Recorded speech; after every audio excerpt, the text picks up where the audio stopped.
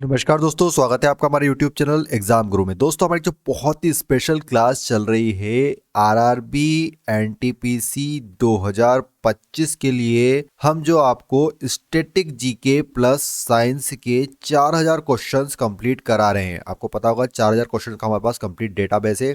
उसके अंतर्गत आज मैं आपके लिए 10वें नंबर की क्लास लेकर आया हूँ। इसके पहले मैंने इस सीरीज के 9 वीडियो कंप्लीट करा दिए हैं। अगर आपने नहीं देखे तो सबसे पहले ये 10वें नंबर का वीडियो पूरा देख लीजिए, समझ लीजिए अच्छे से। उसके बाद जिन भी बच्चों ने, जो बच्चे नए आए हैं, उन्हें अगर 9 वीडियो नहीं देखे तो मैंने कंप्लीट प्लेलिस्ट बना दी है, आप यहाँ पर ऊपर आई के बटन से देख सकते हैं। जो नए बच्चे हैं उनको 1 मिनट में समझा दूं कि क्यों महत्वपूर्ण है 4000 क्वेश्चन। देखिए, स्टैटिक जीके और साइंस के कितना महत्वपूर्ण रोल है रेलवे की एग्जाम में। आपको पता होगा कि एनटीपीसी में जो आपके 40 क्वेश्चन आने वाले हैं सीबीटी 1 में, उसमें से 30 क्वेश्चन सीधे सीधे आपके स्टैटिक जीके और साइंस से कवर होंगे। स्टैटिक जीके के जिसमें आपको 20 क्वेश्चन देखने को मिलेंगे और साइंस के आपको 10 क्वेश्चन देखने को मिलेंगे। बचे हुए 10 क्वेश्चन आपका करंट अफेयर से आएंगे और वो बहुत जल्दी सीरीज शुरू होने वाली है। डेटाबेस पर काम चल रहा है। मैं आपको पूरे 15 से 16 महीने का करंट अफेयर्स कंप्लीट कराऊंगा। 2 से 3000 क्वेश्चन रहेंगे इसके अंतर्गत, ठीक है ना। वो भी बहुत जल्दी सीरीज शुरू होने वाली है। तो लेकिन अभी हमारा फोकस है 30 प्रश्नों पर। तो ये स्टैटिक जीके और साइंस का जो 4000 क्वेश्चन का डेटाबेस है वो हम आपको टोटल 100 वीडियो में प्रोवाइड कर रहे हैं और डेली आपके लिए 40 क्वेश्चन लेकर आ रहे हैं। तो आज का वीडियो बहुत ही महत्वपूर्ण है, पूरा जरूर देखिएगा। जो बच्चे नहीं देखे, मैं कहना चाहता हूं कि प्लीज पूरा वीडियो जरूर देखिए, जिससे कि आपको ये पता पड़ जाए कि किस तरह के क्वेश्चन एग्जाम पे आने वाले हैं। आपको 30 में, मतलब ये मान के चलिए कि 40 में से 40 मार्क्स आपको पूरे पूरे दिलवाने की गारंटी है एनटीपीसी सीबीटी 1 में। तो बहुत ही महत्वपूर्ण है। तो चलिए आज का वीडियो स्टार्ट करते हैं। लेकिन वीडियो स्टार्ट करने से पहले प्लीज वीडियो को एक लाइक सभी करेंगे।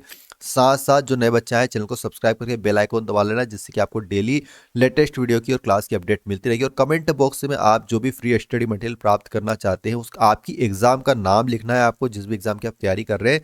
साथ साथ आपको सीरीज का नाम लिखना है, जिस भी सीरीज की आपको वीडियो चाहिए। अगर जैसे ये सीरीज की चाहिए तो आपको railway static GK plus science MCQ series comment box में लिखना है। आपको वहां पर स्टडी मटेरियल प्रोवाइड करने की कोशिश की जाएगी। कमेंट बॉक्स में आपको लिंक दे दी जाएगी। तो चलिए आज का हमारा 10वें नंबर का वीडियो स्टार्ट करते हैं। सबसे पहला प्रश्न स्क्रीन पर बताएंगे, ग्रीन हाउस प्रभाव के कारण क्या होता है, बताएंगे दोस्तों। तो देखिए, ग्रीन हाउस प्रभाव के कारण क्या होता है, पृथ्वी का तापमान बढ़ रहा है।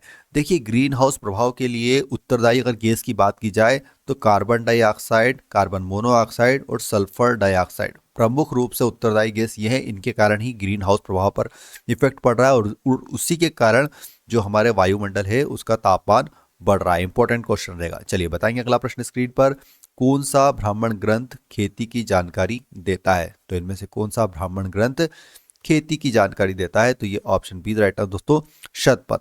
देखिए, शतपथ ब्राह्मण यजुर्वेद का ब्राह्मण ग्रंथ है, ठीक है ना। Option B right answer, Shatapatha. Next question screen पर देखिएगा दोस्तों, घरेलू हिंसा से महिला संरक्षण अधिनियम कब पारित हुआ। घरेलू हिंसा से महिला संरक्षण अधिनियम कब पारित हुआ था। तो ये हुआ था दोस्तों, ऑप्शन बी राइट आंसर, सन 2005 में। कब पारित हुआ था, सन 2005 में। नेक्स्ट क्वेश्चन स्क्रीन पर बताएंगे दोस्तों, महावीर स्वामी किस कुल से संबंधित थे। महावीर स्वामी किस कुल से संबंधित थे। तो इसका राइट आंसर दोस्तों, ऑप्शन ए राइट आंसर, जंत्रिक। जंत्रिक कुल से संबंधित थे। वो जाति से कौन थे महावीर स्वामी, तो एक क्षत्रिय थे। ऑप्शन ए राइट आंसर दोस्तों, जंत्रिक। नेक्स्ट क्वेश्चन बताएंगे, अलीपुर षड्यंत्र केस में अरबिंदो घोष का बचाव किसने किया था। तो अरबिंदो घोष का बचाव किया था चित्तरंजन दास। चित्तरंजन दास प्रसिद्ध क्रांतिकारी व न्यायविद थे। उन्होंने अलीपुर षड्यंत्र केस में अरबिंदो घोष का बचाव किया था। ऑप्शन डी राइट आंसर दोस्तों, चित्तरंजन दास इसका सही उत्तर हो जाएगा। नेक्स्ट क्वेश्चन है, लाल रक्त का आकार कैसा होता है। देखिए, लाल रक्त कणिकाओं का आकार होता है दोस्तों उभयावतल होता है। ऑप्शन डी राइट आंसर, उभयावतल। अगला प्रश्न स्क्रीन पर बताएंगे, मथुरा के कला स्कूल में मूर्तियां बनाने के लिए किसका प्रयोग किया जाता है। तो लाल बलुआ पत्थर का प्रयोग किया गया है। मथुरा के कला स्कूल की स्थापना कब हुई थी, तो पहली सदी में हुई थी और इसमें लाल बलुआ पत्थर का उपयोग किया गया है। नेक्स्ट क्वेश्चन है, ग्लोबल वार्मिंग पोटेंशियल मापने के लिए किस गैस का प्रयोग किया जाता है। तो option A right answer, carbon dioxide gas का प्रयोग किया जाता है। Option A right answer. चलिए अगला प्रश्न स्क्रीन पर बताएंगे, राजपूतों ने किस अरब क्रांतिकारी की सेना को हरा दिया था। राजपूतों ने किस अरब क्रांतिकारी की सेना को हरा दिया था। तो ऑप्शन ए राइट आंसर दोस्तों, अल जुनैद। गुर्जर प्रतिहार वंश के राजपूत राजा नागभट्ट प्रथम ने युद्ध में अरब आक्रमणकारी अल जुनैद को हराकर वापस भेज दिया था। Option is right answer. Next question है, जापान ने अमेरिका के पर्ल हार्बर पर आक्रमण कब किया था? इंपॉर्टेंट है, वीआईएमपी क्वेश्चन। तो इसका राइट आंसर होगा ऑप्शन इज राइट आंसर, 7 दिसंबर 1941 को आक्रमण किया था। अगला प्रश्न है, पश्चिम बंगाल का कूच बिहार किस लिए प्रसिद्ध है? तो पश्चिम बंगाल का कूच बिहार सिल्क उद्योग के लिए प्रसिद्ध है। किसके लिए प्रसिद्ध है? सिल्क उद्योग के लिए प्रसिद्ध है। नेक्स्ट क्वेश्चन है, हरित क्रांति का पिता किसे माना जाता है? तो हरित क्रांति का पिता है दोस्तों नॉर्मन बोरलॉग। भारत में हरित क्रांति की शुरुआत कब हुई थी? तो 1966-67 में हुई थी। ऐसा क्वेश्चन भी एग्जाम में पूछा जा सकता है। हरित क्रांति प्रारंभ करने का श्रेय जो नोबेल पुरस्कार विजेता प्रोफेसर नॉर्मन बोरलॉग को है। इनको नोबेल पुरस्कार भी मिला है। Option B is right answer. Next question है, औद्योगिक क्रांति के फलस्वरूप प्रादुर्भाव हुआ था, किसका हुआ था? तो ये आधुनिक युग का। ऑप्शन बी राइट आंसर, आधुनिक युग का जन्म हुआ था। नेक्स्ट क्वेश्चन, भारतीय बैंकों की शाखाएं किस देश में सर्वाधिक है? तो सबसे अधिक शाखाएं भारतीय बैंकों की इंग्लैंड देश में। कहां पर है? इंग्लैंड देश में। अगला प्रश्न स्क्रीन पर बताएंगे, धर्माधिकारियों द्वारा लिया जाने वाला टीथ कर था। तो जो कृषि का 1/10 भाग, कृषि का 1/10 भाग होता है उसको टीथ कर कहा जाता था। Option C right answer. चलिए अगला प्रश्न बताएंगे, संस्कृत नाटकों में विदूषक कौन होता था? तो संस्कृत नाटकों में विदूषक ब्राह्मण। संस्कृत नाटकों में विदूषक एक हास्य पात्र होता था जो जाति से ब्राह्मण होता था। वह नाट्य शास्त्र में नायक माना गया है। उसका विश्वास नाटक का नायक होता था। चलिए अगला प्रश्न बताएंगे स्क्रीन पर, निम्नलिखित में से किस अणु में द्विबंध होते हैं? तो यहाँ पर O2 में द्विबंध होते हैं दोस्तों। एक पाई और एक सिग्मा बॉन्ड होता है इसमें। द्विबंध कौन सा है? O2 में होते हैं। ऑक्सीजन में एक पाई बॉन्ड होता है और एक सिग्मा बॉन्ड होता है। Option C is right answer. Next question बताएंगे स्क्रीन पर, वायुमंडलीय दाब मापने के लिए आवश्यक यंत्र किस यंत्र से मापा जाता है? वायुमंडलीय दाब। तो ये बैरोमीटर से मापा जाता है। किससे मापा जाता है? बैरोमीटर से मापा जाता है। नेक्स्ट क्वेश्चन बताएंगे स्क्रीन पर, हर्षवर्धन का दूसरा नाम क्या था? तो हर्षवर्धन का दूसरा नाम था शिलादित्य। हर्षवर्धन वंश पुष्यभूति वंश का राजा था दोस्तों। पुष्यभूति वंश का राजा था और उसने 606 ईस्वी से लगाकर 647 ईस्वी तक राज्य किया था। ठीक है ना। उसका दूसरा नाम क्या है? Shiladitya. Option is right answer. चलिए अगला प्रश्न देखिएगा स्क्रीन पर, उर्वरक में निम्नलिखित तत्व उपलब्ध नहीं होता है? तो क्लोरीन नहीं होता है दोस्तों, क्लोरीन नहीं पाया जाता है। Option C right answer, chlorine. चलिए अगला प्रश्न देखिएगा स्क्रीन पर, ग्रहों की गति के नियम किसने प्रतिपादित किए थे? बहुत बार बताएं, केपलर के द्वारा प्रतिपादित किए गए हैं ग्रहों की गति के नियम। नेक्स्ट क्वेश्चन बताएंगे स्क्रीन पर, जब एक वस्तु की गति दोगुनी की जाती है तो उसके गतिज ऊर्जा, देखिए गतिज ऊर्जा सीधे सीधे क्या हो जाती है? 4 गुनी हो जाती है। Option B right answer, 4 time हो जाती है। नेक्स्ट क्वेश्चन स्क्रीन पर बताएंगे, भारत में कच्चे नमक का सर्वाधिक उत्पादन किस राज्य में किया जाता है? तो कच्चे नमक का सर्वाधिक उत्पादन कर्नाटक में किया जाता है, जो कि पूरे भारत देश में उत्पादन का लगभग 60% होता है। बहुत ज्यादा उत्पादित होता है। चलिए अगला प्रश्न बताएंगे स्क्रीन पर, भारत का प्रथम उपग्रह छोड़ा गया था तो कब छोड़ा गया था? 19 अप्रैल 1975 को छोड़ा गया था। तो प्रथम उपग्रह का नाम आप कमेंट बॉक्स में जरूर बताइएगा, इतना आपको करना है। ठीक है ना। कुछ चीजें आप भी बताइए कमेंट बॉक्स में। चलिए देखते हैं अगला प्रश्न स्क्रीन पर, किस राज्य के राजा ने देवपुत्र उपाधि को अपनाया था? तो option is right answer, Kushan. Kanishka Kushan वंश का राजा था। उसके उत्तराधिकारियों ने देवपुत्र की उपाधि को अपनाया, जिसका अर्थ होता है देवताओं का पुत्र। चलिए नेक्स्ट क्वेश्चन देखिएगा स्क्रीन पर, राज्यसभा में राज्यवार सीटों का आधार क्या होता है? तो यह दोस्तों डिपेंड करता है जनसंख्या पर। राज्यसभा में सीटों की संख्या जनसंख्या पर आधारित होती है। सबसे ज्यादा जनसंख्या वाले उत्तर प्रदेश में राज्यसभा की सर्वाधिक 31 सीटें हैं। ठीक है ना। Option B right answer.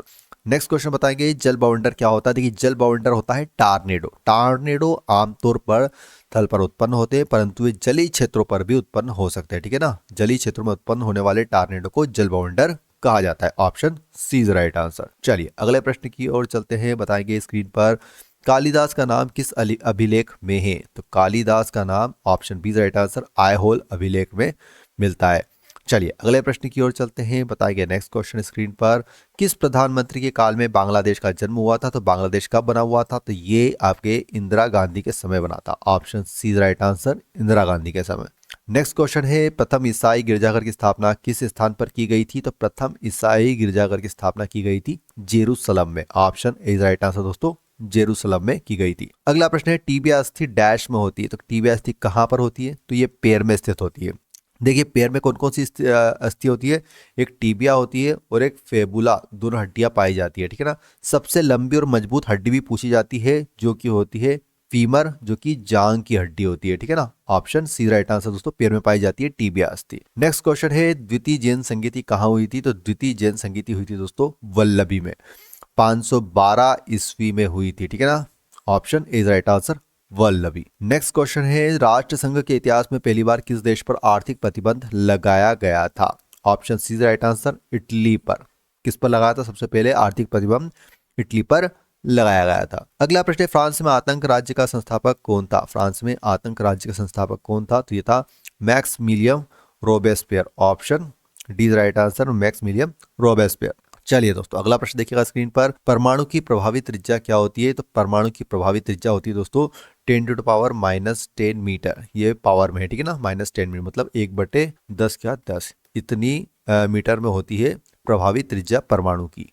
चलिए अगले प्रश्न की ओर चलते हैं। स्क्रीन पर बताएंगे भारत में सर्वाधिक जूट मिलें किस राज्य में स्थित है? तो यह आपके पश्चिम बंगाल में। दक्षिण एशिया में जूट का उत्पादन मुख्य रूप से पश्चिम बंगाल और बांग्लादेश में होता है मुख्य रूप से। ऑप्शन इज राइट आंसर पश्चिम बंगाल। अगला प्रश्न, किताब अल हिंद की रचना किसने की थी? तो किताब अल हिंद की रचना की गई थी अलबरूनी के द्वारा। अलबरूनी ने सर्वप्रथम भारतीय संस्कृति का अध्ययन किया था।